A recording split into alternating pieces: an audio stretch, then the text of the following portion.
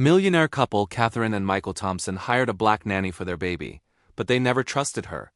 What they saw on their hidden cameras at 3:47 a.m. left them speechless and changed their lives forever. The morning fog rolled across Boston Harbor as Katherine Thompson stood at the floor-to-ceiling windows of her Beacon Hill mansion, watching a modest Honda Civic navigate the narrow cobblestone streets toward her home. Her manicured fingers drummed nervously against the imported Italian marble windowsill while her husband Michael emerged from his home office, still wearing yesterday's rumpled shirt. "Remind me again why we're doing this," Katherine murmured, adjusting her strand of Mikimoto pearls. "We could afford multiple nannies. Why are we hiring someone we've never met?" Michael Thompson, whose tech startup had been valued at $200 million 6 months earlier, loosened his tie and joined his wife at the window. At 38, he had built his fortune by trusting his instincts, but when it came to his 6-month-old daughter Emma, every decision felt monumentally important. "Because Mrs. Patterson recommended her personally," Michael replied, referring to their neighbor whose 3 children were among the most well-behaved in their exclusive neighborhood. "And Emma needs consistency. She's been fussier lately." Katherine nodded, but anxiety tightened in her stomach as she watched the young black woman emerge from the car, smoothing down a crisp white blouse before walking toward their front door. "She looks so young," Katherine whispered, though Molly Johnson was actually 25 with more medical training than most people twice her age. What Katherine couldn't see was the internal debate happening in Molly's mind as she climbed the limestone steps. Dr. Malika Johnson had graduated magna cum laude from Harvard Medical School and was completing her pediatric emergency medicine residency at Massachusetts General Hospital. Her decision to work as a nanny wasn't desperation, it was strategic. Following her parents' devastating divorce and her father's gambling addiction that drained the family finances, Molly needed flexible work accommodating her residency schedule while providing income for her medical training and her mother's cancer treatments. Working as a nanny offered invaluable experience with healthy children in home environments, knowledge that would make her a better pediatrician. What she hadn't anticipated was how difficult hiding her medical expertise would be. The Thompson mansion's front door opened before Molly could ring the bell. Katherine Thompson stood there, blonde hair perfectly styled despite the early hour, wearing cream-colored cashmere that probably cost more than Molly's monthly rent. "Dr. Johnson?" Katherine asked, then immediately corrected herself. "I mean, Ms. Johnson, please come in." The slip didn't go unnoticed by Molly, who wondered if Katherine had discovered her medical background. "Thank you for considering me, Mrs. Thompson. I'm honored by Mrs. Patterson's recommendation." Walking through the mansion's grand foyer, Molly's medical training automatically kicked in. She noted marble floors dangerous for crawling babies, sharp corners on antique furniture, decorative objects at heights soon within reach of curious toddlers. The house was stunning, but not particularly child-safe. Michael joined them in the living room, a space that belonged in Architectural Digest rather than a home with a baby. Everything was white or cream-colored, from Italian leather sofas to Persian rugs, probably costing more than most people's cars. "Please sit," Katherine gestured toward a chair that looked too expensive to use. "We'd like to learn about your background and experience." Molly had rehearsed this conversation dozens of times, crafting answers that were truthful but incomplete. "I've been working with children for 5 years, starting during undergraduate studies at Boston University. I have current certifications in CPR, first aid, and early childhood development. I'm also pursuing additional training in pediatric health and safety." What she didn't mention was that her additional training included advanced cardiac life support, pediatric advanced life support, neonatal resuscitation, and trauma surgery techniques. Her 5 years of experience included rotations in pediatric intensive care units, emergency departments, and newborn nurseries. "References?" Michael asked, his tone carrying the analytical edge he used in business negotiations.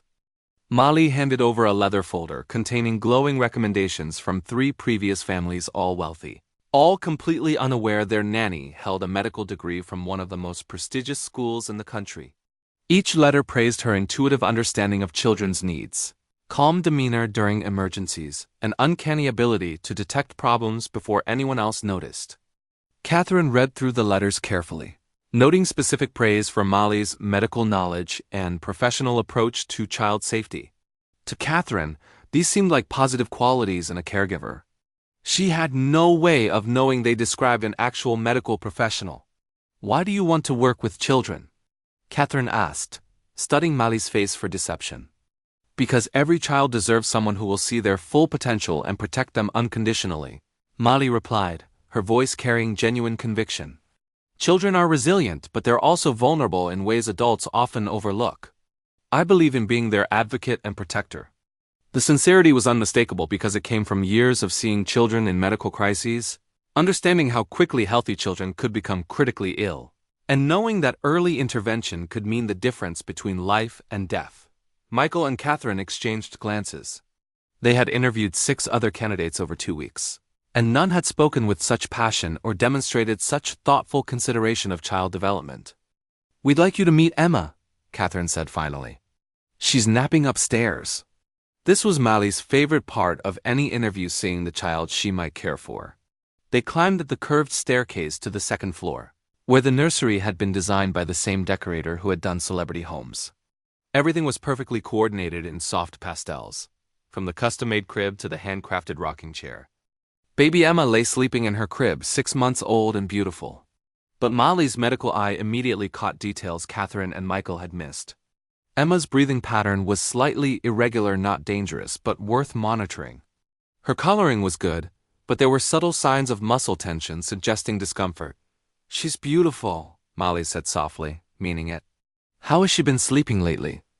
"Restlessly," Katherine admitted. "She seems uncomfortable sometimes, though our pediatrician says everything is normal." Mali nodded, filing away this information. In her experience, parents' instincts about their children were often more accurate than routine medical exams, especially regarding subtle changes occurring gradually over time. They spent the next hour discussing schedules, expectations, and emergency procedures. Mali answered every question with detailed knowledge that came from extensive medical training, though she presented it as careful research and natural aptitude. "We'd like to offer you the position," Michael said finally.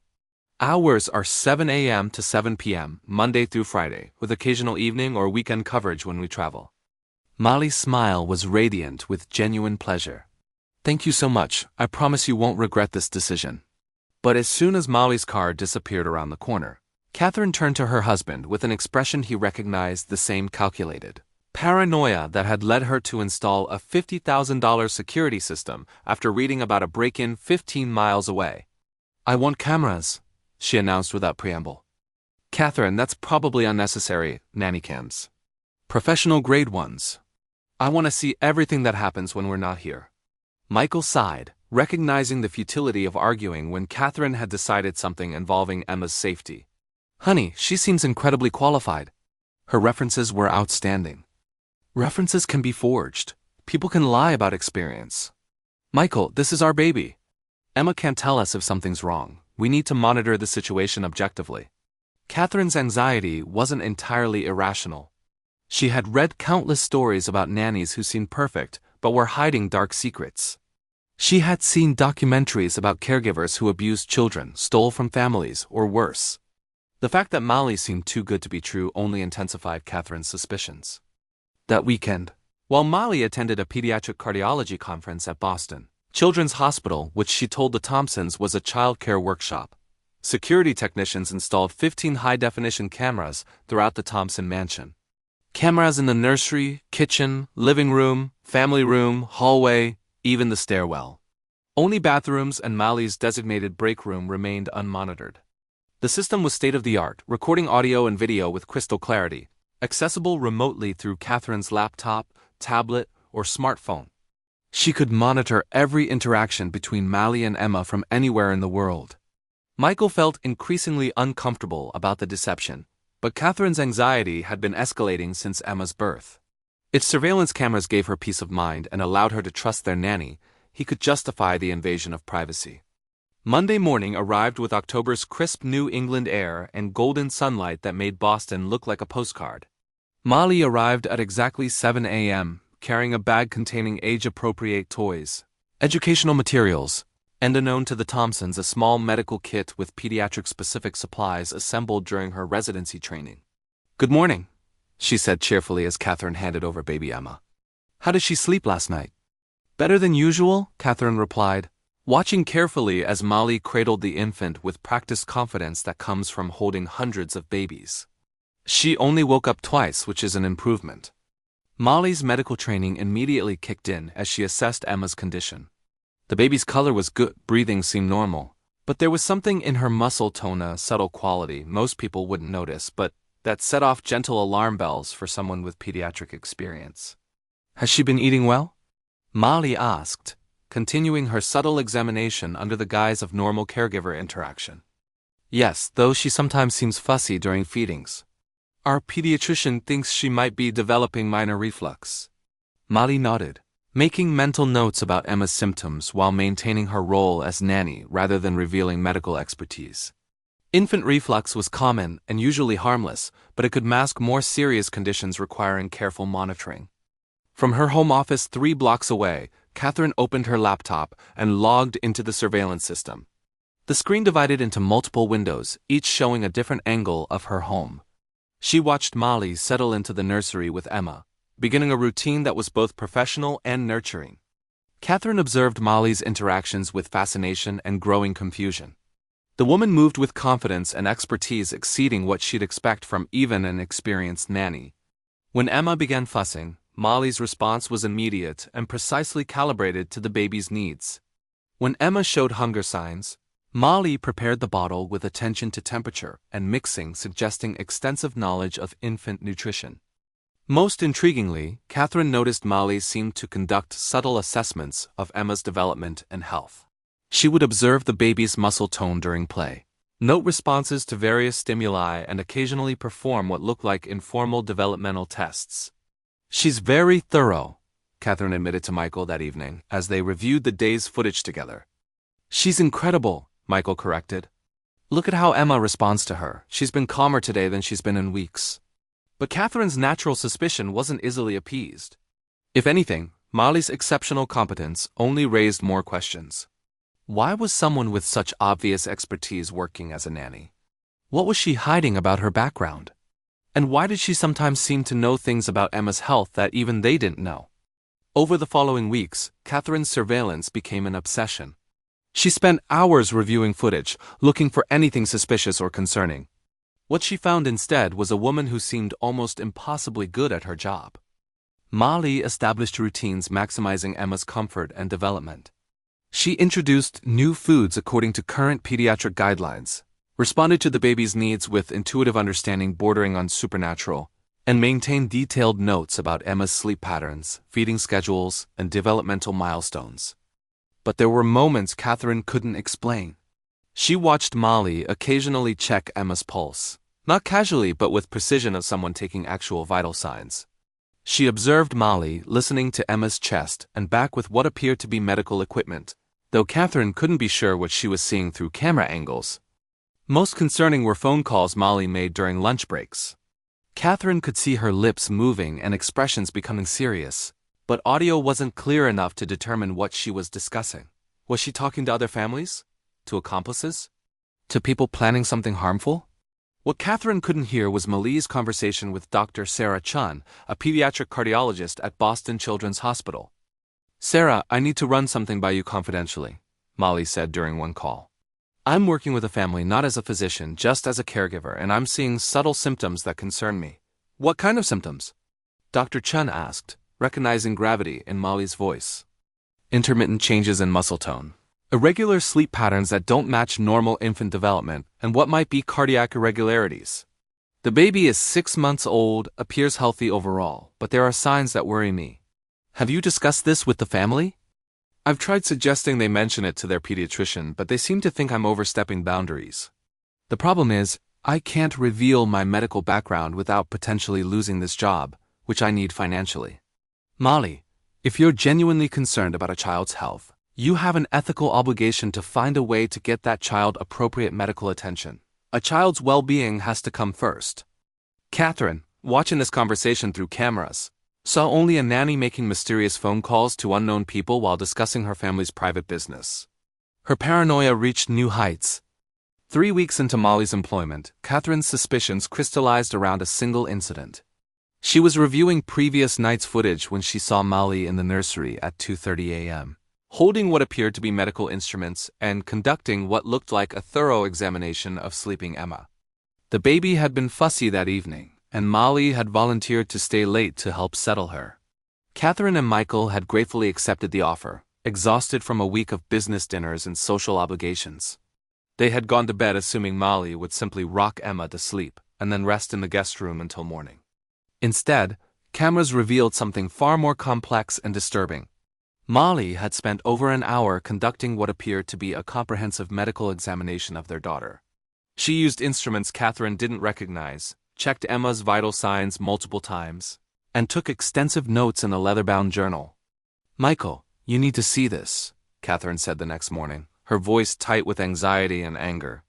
She showed him the footage on her laptop, pointing out each suspicious activity. Michael watched with growing concern. "What is she doing? That doesn't look like normal childcare." "That's what I've been trying to tell you. She's hiding something. No one takes a job as a nanny and then conducts medical examinations on children unless they have ulterior motives." Katherine spent the weekend in escalating panic. She researched every possible scenario explaining Molly's behavior, from medical kidnapping to experimental drug testing to identity theft involving children's medical records. Each possibility seemed more terrifying than the last. By Monday morning, Katherine had convinced herself that Molly Johnson represented a clear and present danger to her family. She called Michael at his office, her voice shaking with determination and fear. "I'm confronting her today," Katherine announced. "I want answers about what she's been doing to Emma, and I want them now." When Molly arrived at 7 a.m. that Monday morning, she immediately sensed the change in atmosphere. Katherine's usually polite but distant greeting was replaced by cold formality, and Michael avoided making eye contact entirely. "We need to talk," Katherine said without preamble. "Immediately." They sat in the living room, with Emma playing quietly in her bouncy seat between them. Katherine had positioned herself strategically so Molly couldn't easily leave without walking past her, and she held her laptop open to surveillance footage from Friday night. "Molly, I'm going to ask you a direct question, and I want a completely honest answer," Katherine began, her voice carrying authority of someone accustomed to getting what she wanted. "What medical training do you have?" The question hung in the air like a loaded weapon. Molly felt her carefully constructed cover story beginning to crumble, but Emma's health concerns made it impossible to maintain the deception much longer. "I have the standard certifications I mentioned during my interview," Molly replied carefully. "CPR, first aid, and—" "That's not what I'm asking," Katherine interrupted sharply. "I've been watching you for 3 weeks through our security cameras. I've seen you using medical instruments on my daughter. I've watched you perform what appear to be medical examinations. I've observed you taking detailed notes about her health and making mysterious phone calls about her condition." Molly's heart sank as she realized the full extent of the surveillance. She had known about the cameras. They weren't particularly well hidden, but she had hoped her medical activities would be subtle enough to avoid detection. "Mrs. Thompson, I can explain." "Then explain. Right now. Who are you really, and what have you been doing to my baby?" Molly looked at Emma, who was smiling and reaching toward her with the pure trust only babies possess. In that moment, she made a decision that would change all their lives forever. "Mrs. Thompson, I'm a doctor." The silence that followed was deafening. Katherine stared at Molly as if she had announced she was from another planet. Michael, who had been standing near the window, turned around slowly with complete confusion. "What did you say?" Katherine whispered. "I'm a physician," Molly continued, her voice growing stronger with each word. "I'm a pediatric emergency medicine resident at Massachusetts General Hospital. I specialize in cardiology and critical care. I've been working as a nanny to support myself through residency training and to gain experience with healthy children in home environments." Katherine's face went through a series of expressions: disbelief, anger, confusion, and finally desperate hope. "If you're a doctor, why are you working as a nanny?" "Because medical residency doesn't pay enough to cover my student loans and my mother's cancer treatments. Because the schedule flexibility allows me to continue my hospital training. And because I genuinely love working with children in non-medical settings." Michael stepped forward, his business instincts kicking in. "Can you prove this?" Molly reached into her bag and pulled out her hospital identification badge, medical license, and Harvard Medical School diploma, which she carried for situations exactly like this. "I can also provide contact information for my supervising physicians at Mass General." Katherine examined the documents with intensity of someone trying to solve a puzzle that could determine her family's future. The credentials were unmistakably real, revealing academic and professional background exceeding her wildest expectations. "If you're really a doctor," Katherine said slowly, "then what have you been doing to Emma? Why all the medical examinations?" Molly took a deep breath, knowing her next words would either destroy the family's trust completely or save Emma's life. "Because I've observed symptoms that concern me medically. Emma has been showing signs of a possible cardiac condition that requires immediate evaluation by a pediatric cardiologist." The color drained from Katherine's face. What kind of cardiac condition? Molly pulled out the detailed notes she had been keeping for weeks, charts of Emma's heart rate patterns, feeding behaviors, sleep disturbances, and muscle tone variations. Intermittent arrhythmias, periods of rapid heart rate followed by compensatory pauses, subtle changes in coloration during feeding, and sleep disturbances consistent with cardiac stress rather than normal infant development. "Oh my God," Katherine whispered, her hands shaking as she reached for Emma. "Is she in immediate danger?" "She needs to be evaluated by a pediatric cardiologist as soon as possible," Molly said firmly. "These symptoms can indicate serious conditions, but they're also highly treatable when caught early. The key is getting an accurate diagnosis quickly." Michael had gone pale, but his mind was working through implications with characteristic analytical precision.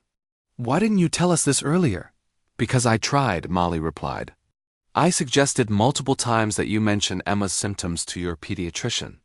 I recommended keeping more detailed logs of her behavior. I tried to find ways to express my concerns without overstepping professional boundaries." Katherine remembered the conversations. Molly was referring to moments when the nanny had gently suggested Emma's fussiness might be worth discussing with their doctor, recommendations for tracking feeding and sleep patterns more carefully, subtle questions about Emma's medical history that Katherine had dismissed as excessive curiosity. "I also," Molly continued, "couldn't reveal my medical background without risking this job, which I desperately need. But more importantly, I was concerned that if I identified myself as a physician, you might think I was creating problems to make myself seem indispensable." The room fell silent as Katherine and Michael processed this information. Everything they thought they knew about their situation had been turned upside down. The woman they had suspected of potentially harming their child had actually been protecting her health with expertise they couldn't have found anywhere else. "What do we do now?" Michael asked, his voice barely above a whisper.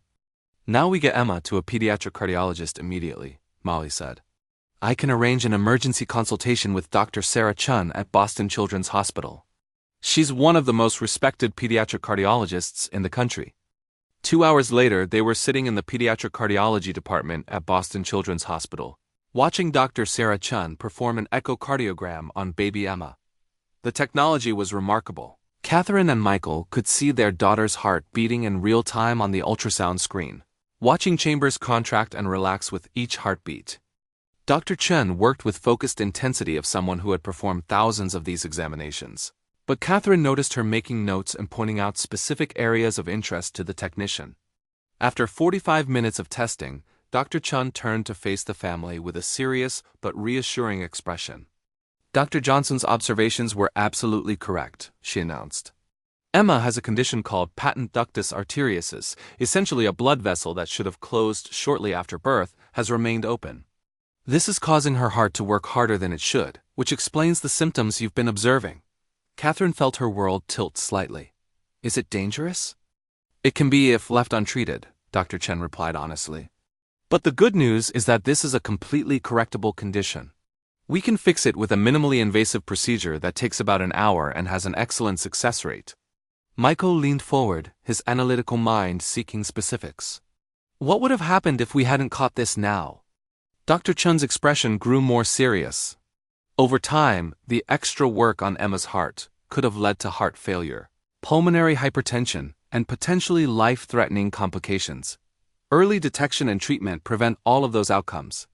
Katherine turned to Molly, who had been sitting quietly while Dr. Chen explained the diagnosis. "You saved her life." Dr. Johnson's early detection definitely prevented Emma from developing serious complications, Dr. Chen confirmed. "It's unusual for someone without specific cardiac training to recognize these subtle symptoms so early. Emma is very fortunate." The drive home from the hospital was silent, each family member processing the day's revelations in their own way. Emma slept peacefully in her car seat, unaware that her life had just been saved by a woman her parents had suspected of trying to harm her. That evening, after Emma was settled for the night, Katherine and Michael sat in their living room with Molly, trying to process everything that had happened. "I owe you an apology that I don't even know how to begin," Katherine said finally, tears streaming down her cheeks. "For weeks, I've been watching you through cameras, suspecting you of terrible things, questioning your every move. And the entire time, you were protecting our daughter with expertise we didn't even know we needed." Molly shook her head gently. "Katherine, you're a mother. You were following your instincts to protect Emma. I understand that completely, and I respect it. But the surveillance, the suspicion, the way I treated you—" "You were doing what you thought was best for your child," Molly interrupted. "That's what good parents do." Michael, who had been uncharacteristically quiet, finally spoke up. "Molly, we need to discuss your future with our family. We want you to stay, but we need to restructure this arrangement to reflect who you really are and what you're providing for Emma." "Actually," Molly smiled, "what you were paying me was more than my resident salary at the hospital. But we can certainly discuss terms." Katherine wiped her eyes and managed a laugh. "We also need to remove those surveillance cameras. I can't believe I was spying on a Harvard-trained physician while she provided medical care for our baby." 3 months later, Emma's cardiac surgery was a complete success. Dr. Chun had performed the procedure using the latest minimally invasive techniques, and Emma's recovery exceeded all expectations. The patent ductus arteriosus was completely closed, her heart function returned to normal, and she began thriving in ways her parents had never imagined possible. Molly had transitioned from being just a nanny to becoming the Thompson family's most trusted advisor on all matters related to Emma's health and development. She continued her residency training while caring for Emma, and the arrangement benefited everyone involved. But perhaps most importantly, Katherine had learned a profound lesson about the nature of prejudice and assumptions. She realized that her initial suspicions of Molly hadn't been based on anything the woman had actually done wrong. They had been based on preconceived notions about who could and couldn't be trusted with her most precious possession. The hidden surveillance cameras were removed and never mentioned again, replaced by something far more valuable: trust built on truth, respect earned through character, and the understanding that expertise and compassion come in forms society often doesn't expect. Molly completed her residency with honors and was offered a prestigious position in the pediatric emergency department at Boston Children's Hospital. The Thompson family threw her a graduation party that brought together colleagues from the hospital and families she had worked with as a nanny. During the celebration, Katherine gave a speech that brought everyone to tears. "Dr. Malika Johnson didn't just save our daughter's life," she said, her voice strong and clear. "She saved our family's capacity for trust and growth. She taught us that the most dangerous prejudices are the ones we don't even realize we carry." Emma, now a healthy toddler, took her first steps during the graduation party, walking directly into Molly's arms while the entire room cheered. As Katherine watched this moment not through a hidden camera, but simply as a mother witnessing pure joy, she understood that the greatest protection she could give her daughter wasn't constant monitoring or fearful vigilance. It was teaching her to see people for who they truly are, rather than who prejudice and fear might suggest they could be. Today, 5 years later, Dr. Molly Johnson is one of Boston's most respected pediatric emergency physicians. Emma Thompson is a healthy, vibrant 6-year-old who calls Molly Aunt Molly and wants to be a doctor when she grows up. Katherine Thompson has transformed her experience into a platform for social change, becoming one of Boston's most vocal advocates for diversity in healthcare and early childhood education. She works with organizations that help break down barriers preventing qualified professionals from accessing opportunities in affluent areas. Sometimes the people we fear the most are exactly the people who can save us. And the greatest danger isn't trusting the wrong person. It's allowing our biases to prevent us from recognizing the right one. If this story of hidden truths, second chances, and the power of looking beyond surface assumptions touched your heart, subscribe to our channel for more stories that prove love, trust, and understanding can overcome even our deepest fears and most entrenched prejudices.